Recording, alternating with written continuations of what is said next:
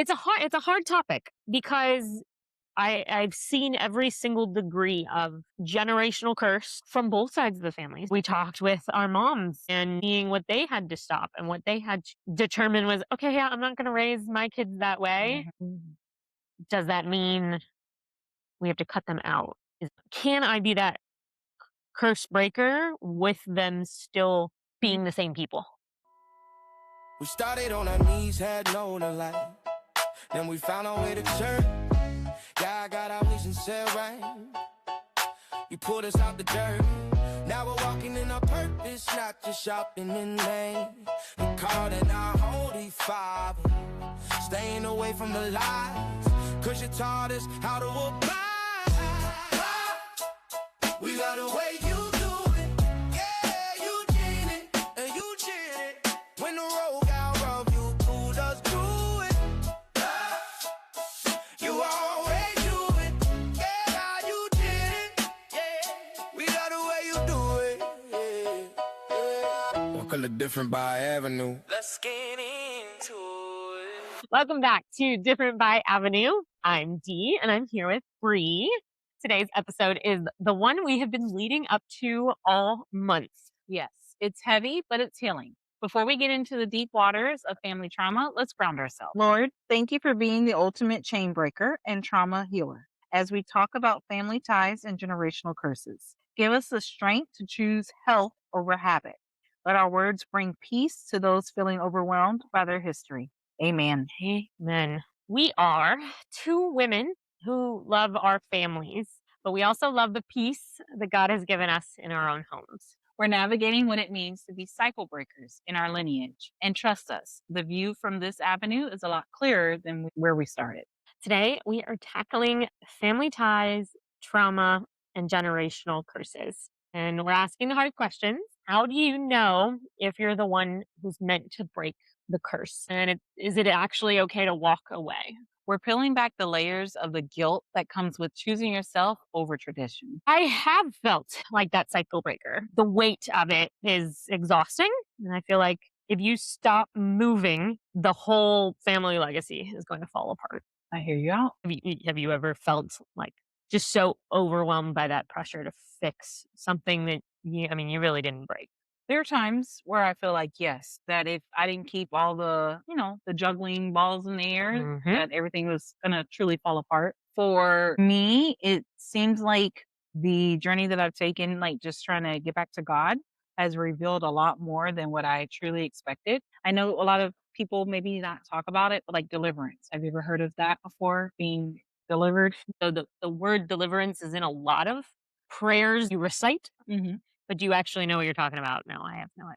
Got it. So I actually had a book that one of my friends, Stephanie, gave me about deliverance. And I held on to that book for about 2 years before I actually read it because I already knew. I saw what she went through and I was like, let me make sure I'm prepared before I take myself down that avenue. Hmm. Right. So deliverance is really good, but you have to make sure you have the right people there because you don't want to be caught up with like going through spiritual warfare and not having someone that knows what they're doing and is truly able to pray it away and call on Jesus when it gets really, really bad, right? Because you could be having like there's stuff hidden within like different rooms within your temple. Okay. And you don't know until you truly go in there and clean it out. And when you're going there and cleaning it out, of course, that entity is going to be upset and it may fight back. And so you need a prayer warrior, you need the worship music or whatever it is it's going to take to get that out of you. And they always say, make sure you replace it with something else so it doesn't have something to come back to. And so you're talking generational So hidden. things, yes, like things you've heard and that you've seen have played a part in something within your generation. Like your family has seen it and then you've seen it. Like for example, a kid that has watched their parent be beaten, right? That same parent that's being beaten may seem is like it's okay because they saw their parent go through it. Mm. So those type of things. It seems normal to you, but it truly isn't. It can get some of those things out of you. Oh yeah. Yeah. So that's just one of the things that comes to mind. How does that even relate, or how would you talk about breaking the generational curses, not just from your lineage and your direct branch in your direct road, but from those who have come into your path, the foster kids that have their own very intense generational curses. Yeah, how would you even describe that, or what would you say to how are you helping break those? Yes. So with foster kids, it's a little different, right? You don't want to destroy your beliefs on another person. Mhm. So what my husband and I have done is we, take the child to church, let them find out for themselves. And little things stick with kids, right? One of the things that I remember is like when we would get in the car, my mom would pray, like, Lord, let us make it to our destination safely and all those around us. So then we get. And when you do that, your kid picks up on that Oh, yeah. and they start to do stuff like that. You know what I mean? And so just little things like that can at least open the door. Yeah. Now, when they're older and able to understand more, kids that are rooted in church, they may grasp that a little bit sooner than kids that aren't, right?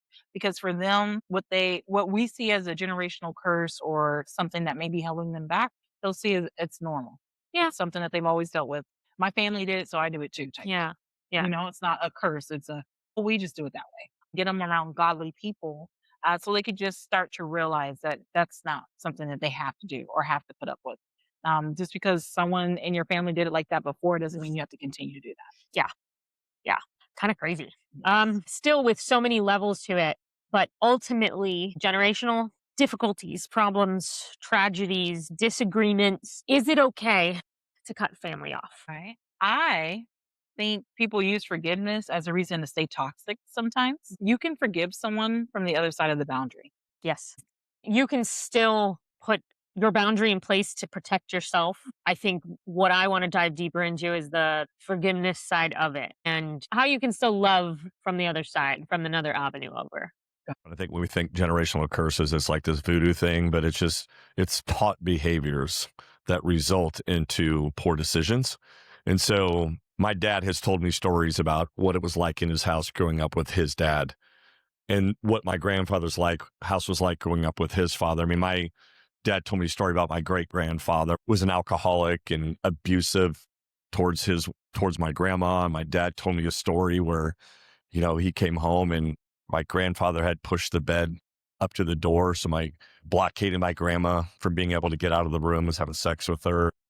Just my grandmother screaming my dad's name and my dad trying to be at the door to get his mom out of the room, just couldn't. I mean, that was the household that my dad grew up in. So when my dad graduated high school and got out of the house, he just wanted to get as far away from there. There was no Jesus ever in his life growing up. Like they were never taught the Bible at all. And so his whole life in college and after that was drugs and alcohol. And it was just watching one generation and the next generation to the next generation, and just me watching my dad. More, I think, when I think of generational curses from my family, it's absentee fatherism. We use drugs I use drugs and alcohol as just an escaping mechanism. I never really looked at what I did was like, I'm this addicted guy. Like I got to wake up and have a drink and go to bed and have a drink. No, it was more as escapism, just not wanting to look in the mirror and see the man that I had become. And so, as I think through the generations of all that, my dad is a believer today. My dad is a missionary today. Like God has redeemed my dad, and my dad and I have the most amazing relationship today. And today, because of that, I'm walking with the Lord, and I've had this redeemed relationship with my boys now too. And so my just constant prayer for my boys, don't fall in the pattern, the Lamb family pattern. Like, let's be generational change agents. And Basically, when you stop participating in the drama, the people who thrive on it will just continue to think you're being difficult. Like, this is how it's always been. Stop being so impossible. Mm-hmm. Yes. Ugh. People have that saying, if it's not broke, don't fix it. But sometimes it really is broke. They just don't see that it is. Yeah, so asking, like, is it okay to cut out family? I'm on the fence because we have family members have done that to us. I've done it to family members, and a lot of it just saying, I don't agree with the way you're talking to me, the way that you're talking about my family, the way that you are treating fill in the blank. Yes. And if that's to continue, then I don't want to necessarily have you be a part of What's going on? I don't want you to bring that into my home. And so, like, I understand the opposite side. If someone else thinks someone else close to me is doing something they don't like, doesn't mean it doesn't suck. That, like, I'm stuck in the middle now. I understand and I can see, but it's not a boundary that I've set or I've said, that's it. I'm not talking to them because you also said you're not talking Mhm. to them. But like whole branches of families have just been, well, like mom isn't talking to you, so the rest of the family isn't talking to you. You got it. I'm a firm believer. Yeah, cut them off. Cut them off like you would a friend, and that's no longer a friend. I believe God puts us in situations, right? And there is a time where, yes, you learn the lesson from it, but God doesn't want you to just sit there and get beat. That's Yeah. not what He Yeah. wants for you. And not necessarily truly beat, but Yes. figuratively Yes. as well. There are times when a family member may not be doing correct, right? And as a believer in Christ, you're supposed to let them know, but do it out of grace and love, not just like, oh, browbeat. You're not supposed to do that, but you're supposed to just let them know. And it's not for you to then pick up their cross and you bear their cross. No, no, no. You let them know, you try to help course correct, and then you move along. But if they keep doing it and keep doing it, keep doing it, there's going to be a time where you have to say, okay, you're on your own. Figure that part out, and then maybe we can reconvene later. So I'm a firm believer in if you need to, yes. If that's what's going to protect your peace, yes. Cut them off and cut them off quick. How do you, as a Christian, reconcile then forgiveness? Or is it just an internal forgiveness and you still have that boundary to where I've forgiven you, but I'm still not talking to you? Mhm. Or do you forgive and still try to then mend a relationship if like do you give another chance? I definitely would give another chance. I do, especially when it's like your parents, right? That's infinite, unfortunately. Yeah. But what I say is forgiveness is for yourself. It's not really for anyone else. Mm. The person is still going to sleep well. They're not affected by it. So it's you being able to let it go to where it no longer truly affects you. Yeah. That's true forgiveness. A story that this reminds me of is on YouTube a long time ago. There was a video of a guy talking about his near death experience and how he could see himself being lifted up out of his body, Oh, right? And he was in this long line. And there he could tell there were people, but it was basically like your outline, your spirit. And some people had seeds and some people had more than others, some people had less. But then he can hear like a voice saying, depart from me. You didn't know me then, depart from me. And he would hear whoosh, whoosh. And then as he heard the whoosh, you could hear the scream after. Like like someone falling. And he got really, really nervous and no one's talking. They're just two lines of, souls just going forward basically. And he said it was his turn and God was playing his life out. And he said, those seeds are in you that are in you, those are seeds of unforgiveness. You have not forgiven. And he's like, well, no, I didn't. God's like, no, you didn't truly forgive that person because it's still affecting you today. oh, hmm oh, So that one, that sticks with me. yeah. Because, of course, when it's time to tell my story or have to watch it back with God, I don't want it to be like you had all this time to, work on your forgiveness and you never truly forgave so and so. So I definitely feel that you Wow. can forgive someone, but you don't always have to continue chasing after that person. Sometimes time does truly heal, where you guys have taken the time apart and you guys get to the point where you're like, okay, now I'm ready to come back and start anew. Oh, that's a powerful image. I'm curious. You have to send me the YouTube video. Now I Oh, want to watch it. yeah, I will. It's long, Wow. but it's really Yeah, it's hard for me because I still say I'm in my baby walk with Jesus. Like Mhm. born and raised Catholic, I had a relationship, but nowhere near the Yeah. level of relationship now because in Catholicism, you still have a level of separation. You go to a priest, you talk with the Pope's got a higher level. There's a degree of separation. Even though I learned about the Bible, went to CCD, I was given a saint's name, which is a whole nother one. Like saints being someone else you pray to, and trying to figure out uh, what's right, what's wrong, where's what do I believe in, and seeing family members who were originally followers or believers or say they still are followers and believers but don't act that way, Yeah. and I don't see that forgiveness and the understanding and the attempt to say I don't like this but I love you. I'm not going to be talked to this way, Mhm. and you can continue to live your life and I'm going to go live my life, but I love you. I think that's for me the hard part because yes, I have had to have that boundary set in the the line in the sand drawn on family members. I think what hurts is I've forgiven because I understand that maybe just the way that they are, but it doesn't change that I'm still sad and I'm still Yeah. hurt that they don't see. The wrong. Yeah. I mean, that's why the boundary's there. Yeah. They can't see it until they do, until there's some sort of shift or some sort of mindset change. The unfortunate is there may never be a shift and Yeah. there may never be a time when that happens. And I'm really sad by that. So as my next question folds into it a little bit, but I mean, extended family kind of looped into this. So aunts, uncles, Mhm. cousins, those extended family. But my question was going to be, as a good Christian girl, I was taught to honor your mother and father. And so kind of looping those all in together, how do you honor your mother and father, especially if they're the ones that you need to put the boundary with and say, I'm sorry, I'm not doing this. I have to cut you off. I can say that I've done that. I think we confuse honor with access sometimes. You're able to honor someone and show them that you respect them, or to live a life that doesn't bring shame to the name, but it doesn't mean that you have to be the punching bag. Yeah. Even the Bible says, fathers, do not provoke your children to anger. So that's a two-way street, right? And you can set those boundaries, like you said earlier. I love you. I forgive you. I'm going to live my life and you're going to live yours. I think as the generation that's going to break these curses, we have to set and say those boundaries out loud. We can't expect anyone to just be able to read our minds, but you Yes. have to verbally state them and ask them to, hey, just as I would honor any boundaries that you have, please do the same for me. And I think if you come at anyone in that aspect, Mhm. they'll be more apt to, oh, okay, well, I know what she's expecting of me. So let me go ahead and make sure I don't cross that.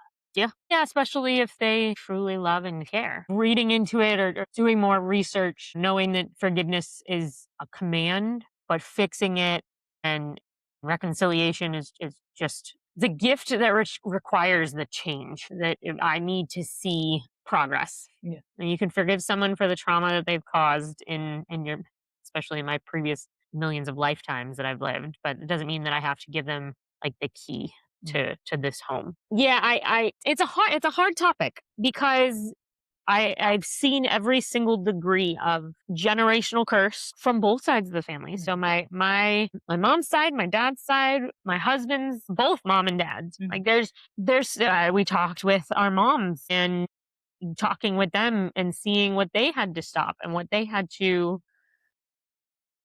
determine was, okay, yeah, I'm not going to raise my kids that way. Mhm. To the same point, okay, I'm not raising my kids that way. Mhm. Does that mean we have to cut them out? Is it going to change? Can I be that curse breaker with them still doing the same thing, being the same people? You can, you definitely can. But again, you got to have your boundaries. So, a good example of this, let's say you have, we're going to do hypothetical. So, let's say you have a sister. Okay. And you love your sister. You guys grew up together. You guys are probably a year apart. You're almost Irish twins, right? Let's just say that. Okay. And you guys are closer than all get out, right? Your sister turns to witchcraft and you're trying to raise your son, and your sister wants you to leave Christianity and start, praying to her stones and her gods, because she is stating that if she can get the family to do it, everyone will be on the right path, right? Money will flow and all of this. Mm. It's the dream, this world, right? Okay. And you've let her know, like, no, I'm not changing my faith. I'm always going to believe in this. Make sure you leave, you're always welcome to our home, but make sure you leave any of your like stones or anything like that at your house, right? We're not going to do any of the moon rituals or anything like that at my house. So you've set that boundary, you Mhm. made it clear. But yet she still will bring stuff. Your gifts are from her beliefs. She wants to host something in your backyard for the moon and all of that. Do you continue to allow that to happen? Is there a point where you say, Yeah, absolutely not. Like, especially in my home. I can't stop you from doing whatever you want in your own space, Mhm. but no, this home has been prayed over for exactly that, to Yes. avoid exactly that. Mhm. Absolutely. And so has your son, and so has y'all's Mhm. marriage, right? Mhm. So anyone that's trying to come in and affect those things, Yeah. you set that boundary, and if they continue, then yes, you take that break, you cut them off until they can either get it together or present better when they're around. Yeah. Do you how do you go about confirming that that boundary won't be broken again? It's gonna be a you just wait and see, to be honest. Yeah, but if you've cut off a family member Mhm. and said, I'm not talking to you. You're not listening, you're not paying attention, it's not getting through to you that this is what I need. My boundary is set, this is what I need from you. How do you then find out if they're willing to stick to those boundaries They'll if come you've to cut them you. off? They'll come to you because they're gonna feel the no communication or Mhm. anything like that. So most people will come to you when they're ready, Yeah. right? Because you want them to be mature enough to say, okay, hey, I heard what you said.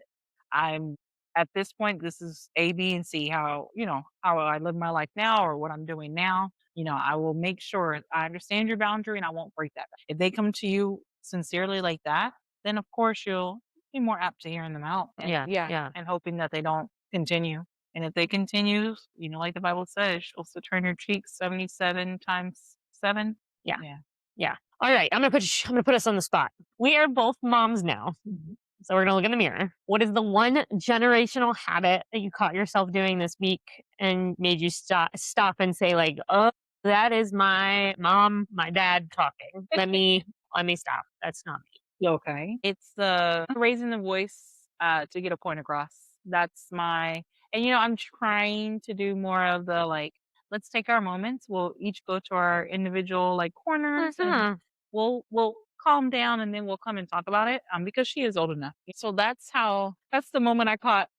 And it happens too often. And then, like you get in the car and you're like, let me turn on my worship music. It'll make things better. Yeah. Yeah. I think the instinct to go into fight mode versus this is a child who has no frontal lobe growth yet. Like it's he's in retaliation mode right now as a 18-month-old boy. He thinks that if he doesn't get his way, this one's fun. I don't make it. You could take it as a blessing. You didn't have to deal with 18-month-old her because maybe this is the thing that all 18 months old do.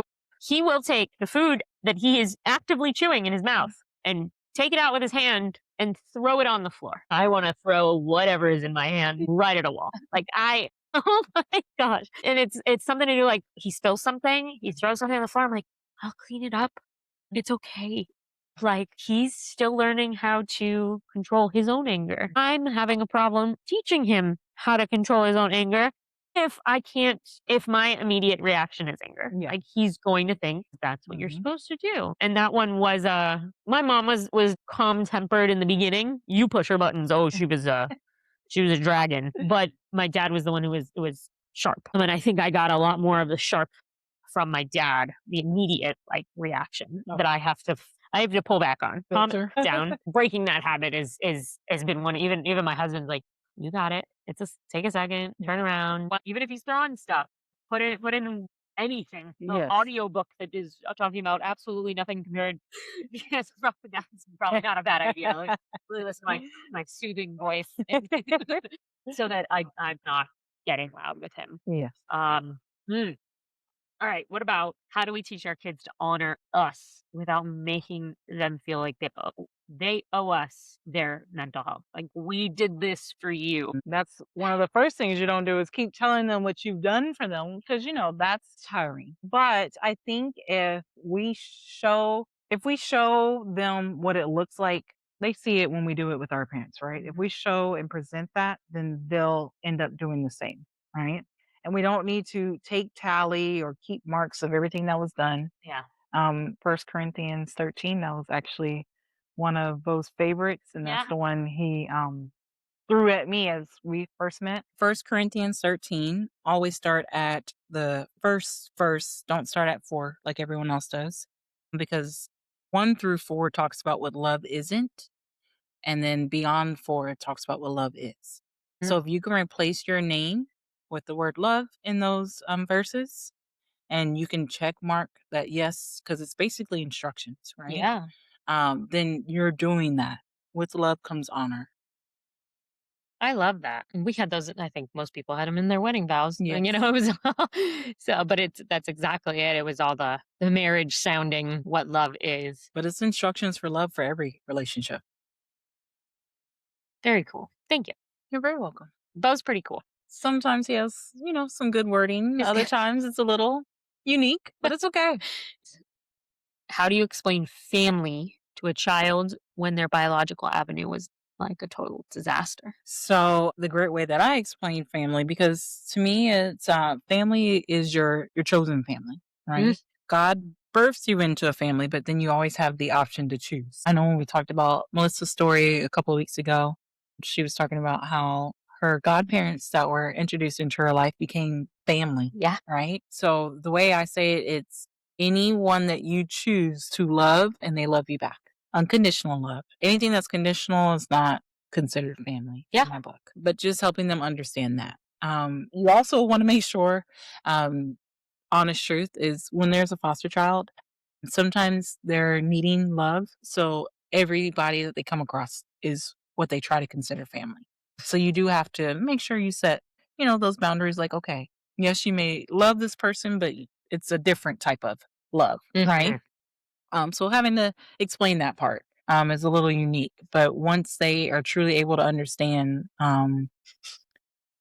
because you want to let them know that you're their family to the end, and that they can always rely on you. I think that's what true family is, someone that you can rely on. Especially with foster care, I imagine it's even if your paths cross and then leave again. Yes. Because I've told you already, I commend you. I couldn't. I'd be in an utter mess if I got to love someone like that and then they had to go back to the other family. Not to say that those people don't love them too, and that's a great thing to be reunited with your family, and that's the goal. But my gosh, that would destroy me. Now, I got to be honest, that wasn't the route that we had planned to take. We were going for adoption. Yeah. And it just so happened that her time with us was through fostering. Yeah, your avenues are still merging and coming back, and they're doing their thing, Yeah, we know it. God's walk is kind of all over. It's dizzying sometimes. You pick up people along the way and just bring them with you. Takeaway today is pretty simple. You are not responsible for the trauma you inherited. You are responsible for the healing that you leave behind. If you're the one breaking the curse, keep going. Lonely at the start of the avenue, but your kids will thank you for the path you cleared. Speaking of leaving the mess behind, sometimes your physical space needs a cycle breaker too. If you are overwhelmed by the mental load of healing and parenting, let someone else handle the scrubbing. We have to tell you about Grace Edge Facilities. They are a professional residential and commercial cleaning company serving all of Miami-Dade County. They specialize in detailed, reliable cleanings tailored to your space and your schedule. For our homes, they use eco-friendly, non-toxic products that are safe for the kids and pets. Whether it's a routine maintenance clean, a deep scrub, or a move-in, move-out clean as you change avenues, they've got you. Grace in every detail, edge in every result. Check them out at graceedgefacilities.com or call 1-800 that the DBA girl sent you. Yeah.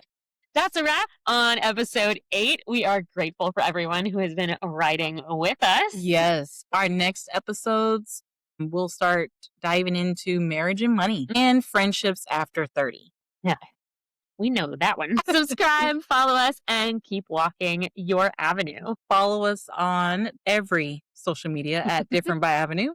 And we have our links in most of our major socials. So you can find one, you can find them all. We love you guys and we appreciate you. Bye. Another day, another walk, keeping faith in the stride. No matter where the avenue goes, he's the one to always provide. From the dirt to the grace, you gotta keep the faith. Trust the spirit and the truth. Yeah. Because God will never lose. See you next time. We got a way you do it. Yeah, you did it. Yeah, you did it. When the road got rough, you pulled up to it. You always do it. Yeah, you did it. Yeah, we got a way you do it. Yeah. It's on a different by avenue.